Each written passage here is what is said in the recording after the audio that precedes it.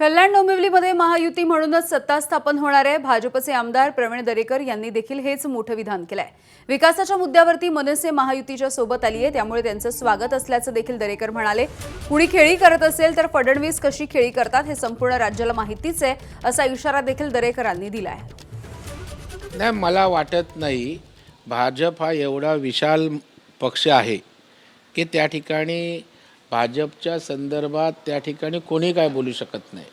भाजप हा लोकांच्या जीवावरचा पक्ष आहे, त्याच्यामुळे नेत्यांच्या खेळी किंवा नेत्यांचे डावपेच हे भारतीय जनता पार्टीसाठी त्या ठिकाणी दुय्यम ठरतात। आणि शेवटी आमचे मुख्यमंत्री देवाभाऊ आहेत आणि जर त्यांनी खेळी केल्या तर काय त्या ठिकाणी महाराष्ट्राला नीट माहीत आहे। शरद पवारांना पण ज्यांनी राजकीयदृष्ट्या चित केलं तर त्यांच्यासमोर कोण काय खेळी करणार। विकासाच्या भूमिकेवर त्या ठिकाणी मनसे शिवसेनेसोबत येत असेल आणि महायुतीचा शिवसेनेसोबत भाग बघत असेल, समर्थन देत असेल तर त्याचं स्वागतच त्या ठिकाणी आहे। खरं म्हणजे त्या ठिकाणी भारतीय जनता पार्टी आणि शिवसेना महायुतीचं निर्विवाद बहुमत आहे, त्याच्यामुळे काही सत्ता स्थापनेची अडचण नव्हती। परंतु जर त्यांना आणखी पक्ष वाढवायचा आहे, सोबत आणखी घटक पक्ष घ्यायचा असेल तर आमचा आक्षेप असायचं काही कारण नाही आहे। आणि या संदर्भात श्रीकांत शिंदेनेही सांगितलं आहे, सरकार आम्ही महायुती म्हणूनच त्या ठिकाणी सत्ता स्थापन करू। दरम्यान या सगळ्याच घडामोडींवरती आता ठाकरेंच्या शिवसेनेमधल्या नेत्यांनी नेमकं काय म्हटलंय बघूया। बघा, या राजकारणामध्ये ज्यांनी भाजपनी कायम सतत मुस्लिमांचा द्वेष, काँग्रेसचा द्वेष केला, तर अनेक ठिकाणी भाजप आणि काँग्रेस एक झाली आहे। त्यामुळे या राजकारणाच्या समीकरणाला काही मी फारसा आम्ही महत्त्व देत नाहीये, ते पक्षप्रमुख बघतील।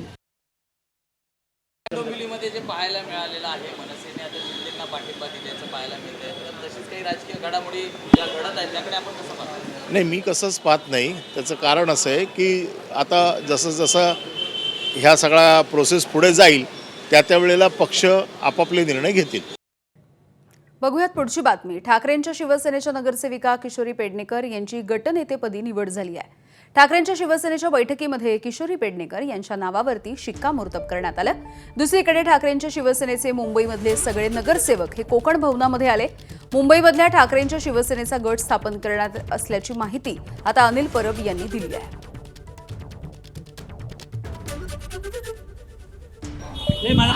गटनेता ही फार महत्त्वाची जबाबदारी असते आणि त्या महत्त्वाच्या जबाबदारीबरोबर विशाखाताई राऊत सारख्या ज्यांनी आधी पण गटनेता म्हणून काम केलं आहे त्या माझ्यासोबत आहेत। माझ्याबरोबर सगळे हे यंग जनरेशन जे नगरसेवक आहेत ते सगळे माझ्यासोबत आहेत। आणि अनिल परब म्हणा, अनिल देसाई म्हणा, संजय राऊत साहेब म्हणा, विनायक राऊत, या सगळ्या ज्येष्ठ नेत्यांचं मला मार्गदर्शन आहे। आदित्य ठाकरे साहेब आणि उद्धव साहेबांनी जी जबाबदारी दिली आहे ती आम्ही समर्थपणे नक्कीच करू। ही प्रक्रिया आहे। नगरसेवक निवडून आल्यानंतर पक्षाचा गट स्थापन करावा लागतो आणि तो कोकण आयुक्तांकडे करावा लागतो। तिथे स्वतः वैयक्तिक जाऊन एक ॲफिडेविट द्यावं लागतं आणि काही कागदपत्र सबमिट करावी लागतात। तर त्याप्रमाणे आज सगळे नगरसेवक कोकण आयुक्तांसमोर जाऊन शिवसेना उद्धव बाळासाहेब ठाकरे पक्षाचा गट स्थापन करतील। एबीपी माझा, उघडा डोळे बघा नीट।